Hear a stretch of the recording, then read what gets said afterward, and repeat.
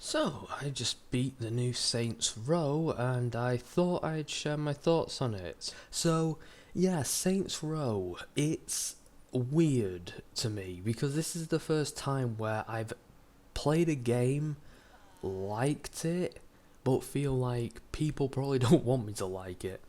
I've seen a lot of the reviews, most of them are more negative than positive, but most people have come to the conclusion that this is a middling affair, somewhere between 4 and 6 out of 10. Me personally, I know that a lot of people have said, oh, this game's buggy as hell.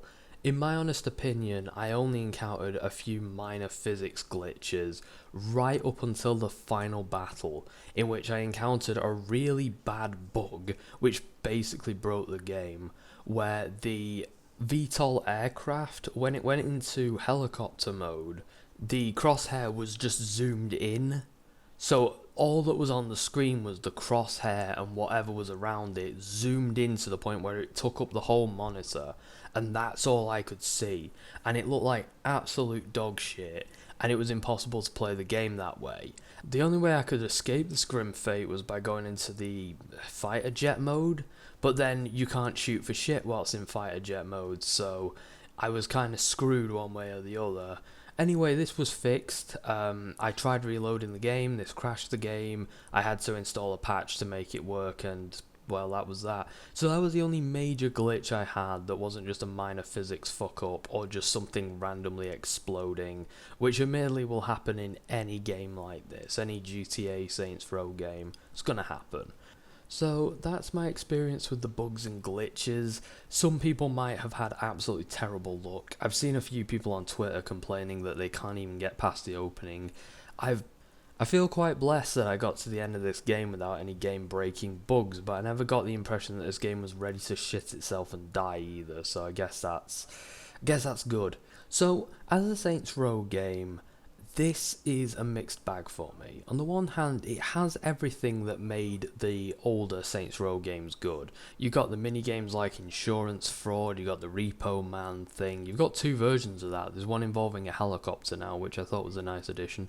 There's some new ones like you can clean up crime scenes and things like that, which I actually like as an addition. And there's more of an emphasis on building up your empire than there has been in any other Saints Row game.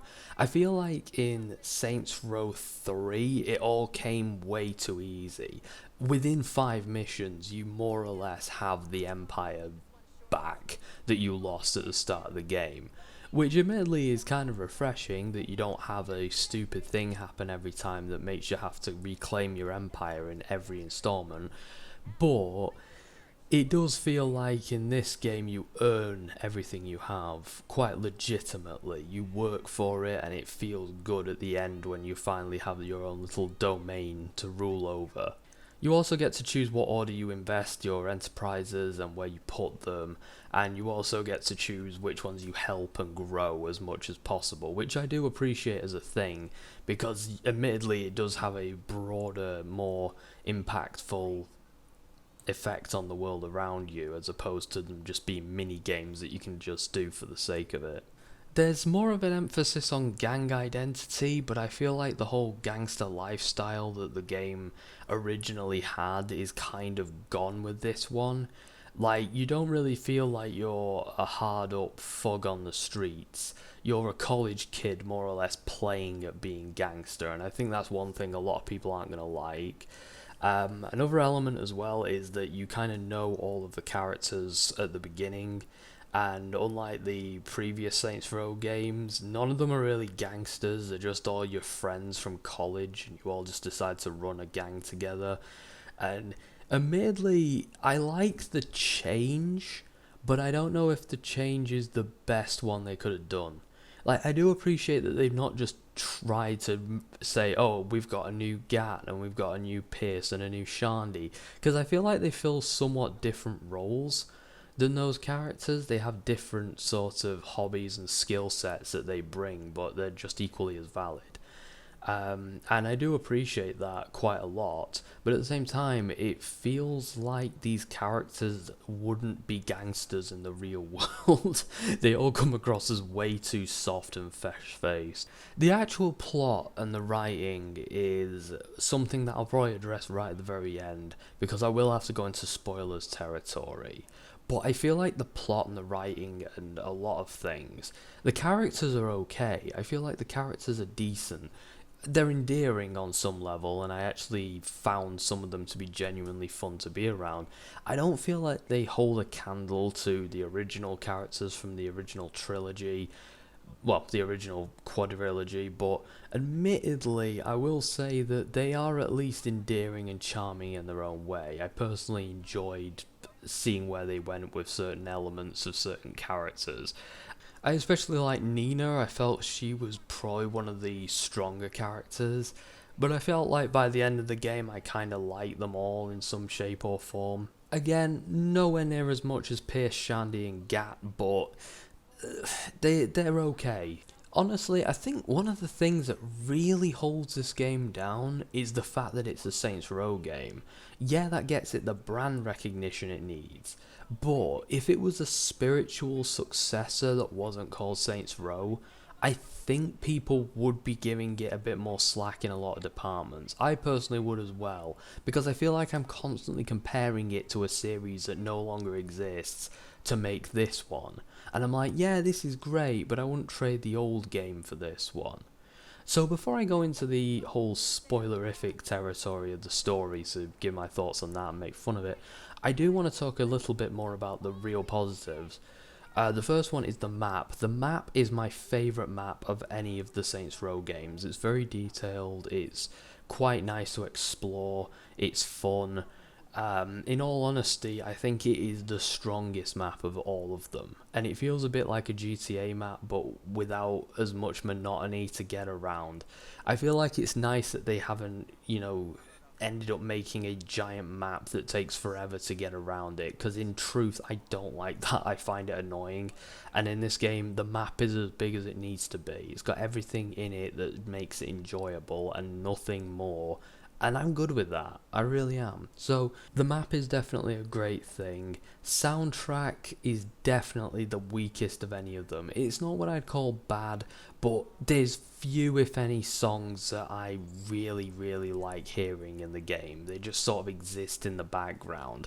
I'd love to be able to just play my own, which I ended up doing on Spotify, because in all honesty, nothing in the game really grabbed me as far as tracks went. I like that the car customization is just as good as it was in Saints Row 4, outfit customization is just as good as it was in Saints Rows 1 and 2, and I really like that. I like the fact that you can have multiple layers on your clothing, and you can dress more personally with each layer and each part of the torso and body and the torso, the head and the legs region, the shoes and the socks are all different things. So it's not like Saints Row 3 where you had upper body, lower body and head. And you can also have like more ambiguous genders, which I also kind of liked from Saints Row 2 as well, because it gives you more freedom as to what you can do with your character and what you want to do, and I appreciate that. This definitely does feel like a very original Saints Row game, and I do appreciate that. However, I feel like it still feels like a very weak version of those. I think I like it more than Saints Row 1, because I feel like Saints Row 1, whilst loved retroactively, has a hell of a lot of crow's feet and a lot of moments where I'm like, Jesus Christ, this game's frustrating. And this game doesn't have those issues. It has the strength in development that the later games had, but it also has the sort of quirkiness and fun that the original games have. It should be a match made in heaven, but admittedly, it just doesn't quite hit the mark anywhere. Everything about it is just so lacking, I guess. And it's strange, because I liked this, I played through it like I would have any of the other games, but whenever I think about it, I'm always like, it was good, but it wasn't as good as the other ones, and I couldn't really tell you specifically why. If you enjoy these games, I think you'll get something out of this one. It's fun. It is fun in its own way. It's a fun game to play. It's an enjoyable game to play, and they are patching all the glitches with each day. So I assume that by the time you get it in a couple of months, it probably won't have any of those issues, or at least I'd like to think that it won't. It holds up, but it's not what it was, and that's kind of sad, but at the same time, I do appreciate what I have here. I think it's enjoyable. So now that I've given a rough verdict, I mean, I don't do numerical scores. If you're looking for that, you can go to IGN. But I have a bit of a bone to pick with this game's story, so I'm going to talk about that. Now I'm going to spoil the fuck out the story on this one. So you have been warned. If you don't want that, get the fuck off the video right now, because I'm going to basically spoil the whole plot. So, at the beginning of the game, you have this mansion party, right? And then you get betrayed. And you get buried in a shallow grave. And then there's a flashback. Now my first problem is with this opening. The first issue that I have is this flash forward, flashback bollocks isn't necessary. It actually detracts, because it's just really, really confusing at the start. And then when you realise that it's a flashback, it's going to achieve one or two things. You're either going to think, well, that was pointless, which most prologues are, or you're going to be thinking constantly, who's the traitor, who's the traitor, which really you shouldn't have that knowledge, really. To me, it detracts from the story. Sometimes it works, but most of the time it really doesn't, and this is one of those times. It has the same problem that I felt that Persona 5 has, but Persona 5 capitalizes on it, whereas Saints Row really doesn't. So that's my first issue. Then, when the game starts, you end up playing as a soldier in the army, and you do a mission and then drive home. Now, that was the first issue that I had. That army opening is really long-winded, and it's honestly just that whole opening, from that flashback party to the army base to driving home, all of that crap is 40 minutes. Now, Saints Row 4 was roughly around this time as well, but Saints Row 4 had a lot of shit to establish in its opening. I think Saints Row 3 was about somewhere between 20 and 30 minutes, and Saints Rows 1 and 2 were something like 10-20 minutes. This is 40 minutes, and it's so fucking long to establish virtually nothing. You work a job that sucks and you drive home, and you and your friends then rob a payday loan company. So in 40 minutes, you see a flash forward of the future where you get betrayed. And then, well, the player does, the character doesn't. Then the character goes to work, they do a mission for the army, then just drive home, because that's how the army works. It's not like you go on tour or anything. No, you just drive home, it's a 9-to-5 job. Then you get home and you and your mates, so you can afford a waffle maker, rob a payday loan company. Now admittedly, I played the first 40 minutes of this game, and I legitimately thought that this was going to be really bad based off of that. I had a very low opinion of the game at that point. I'm glad I stuck with it, believe me, because it gets good, and then it gets really good later on when it actually feels like a Saints Row game. But that first 40 minutes was a massive mistake. I would, honest to God, condense that down to the first 20 minutes, because in all honesty, the vast majority of it is pointless. There's one character who you meet in the opening, well, there's a few characters who you meet in the opening, but there's one character who makes that whole army mission necessary. And they could have cut the time that the army mission took. Like, they really could have. But it really feels like it's a bit of a mess. But the bit where it really feels like it was written by a child is the party bit. When you actually get to that point and you see who betrayed you and buried you in a shallow grave. So the guy who betrays you and buries you in a shallow grave is none other than the Hispanic guy who's kind of like a young Danny Trejo who you pick up halfway through the game, and he seems to be like the sort of Johnny Gat character who's going to more or less be your enforcer. But then he betrays you in this random act of, I'm gonna stab you in the belly, and when you ask him why, he says something along the lines of, I never had friends, so now I'm gonna kill you and steal all of your friends so that I can have friends. And I'm like, fucking what? And I originally thought that maybe this was some form of butchered line and his actual motivation was that you got him imprisoned at the start of the game and he never let that go. That would have been a better motivation. Him being a petty bitch would have been a better motivation. But then he actually kidnaps your friends and makes them pretend to be his friends at gunpoint, pretty much. And I'm like, what the fuck is this story?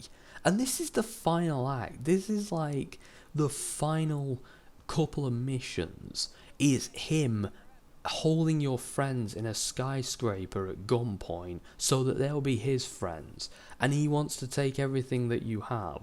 And the biggest flaw in this, despite the fact that it's the most retarded gangster story I've ever heard in my life, is that he could have had all of this had he just joined you as a member of the Saints.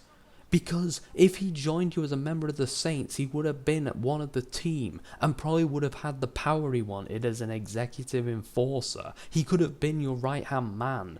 You know, he could have been your right-hand man. He could have been friends with all the other characters. They all seem to like him. There's no reason why he couldn't have had the things that he wanted if he just took your offer and joined the Saints. But instead of doing that, he decides to betray you and kidnap your friends, and then take over your gang. The gang he would have been in charge of as second in command had he just been your friend. It doesn't make any fucking sense. None of it makes any sense. It's the dumbest fucking plot twist ever. It comes out of nowhere and his character completely changes in the last act. There's no fucking reason for any of it. So yeah, that's the bit that makes me just baffled. Like, it's the most comedic thing, but it's not meant to be funny. That's part of the problem. The game actually wants there to be a story, but it's sillier than when the whole game was a comedy. Like, I don't know anymore. I really don't know who the fuck wrote that and who fucking looked at it and went, yeah, that's worth animating and scripting and voicing. So yeah, that's Saints Row 2022. I hate that I have to call it that. They should have called it something else. A lot of people call it Saints Row 5, but that's confusing. All in all, it's an okay game. It's an okay Saints Row game. I think it's not the worst start, but in all honesty, I won't blame a lot of people for seeing this as kind of the Mass Effect Andromeda of the series. But in my opinion, I think that this is an okay game. It gets a lot right, but it just never hits that sweet spot that got you excited like the older games did, in my honest opinion. And I'm sure that a lot of people are going to have differing opinions. I'm sure that people are going to like it without even questioning it, and then other people are going to like it but feel guilty about it like I do. So yep, that's to wrap it up. Bit longer than I anticipated, but you know, explaining all that stupid was kind of hard. Honestly, for people who like this franchise and like the gameplay and like a lot of it, I'd recommend this one, at least at sale price. I think you could probably get a lot out of it, especially from the mini games and whatnot that have all been there before. And there are some new ones that I feel like are really in the spirit of the original, which I quite like and appreciate. However, if you're looking for bigger and better than Saints Row 4 or 3, I won't say you're going to find it. It's not as good as Saints Row 2, but I would say it's better than Saints Row 1 in my personal opinion.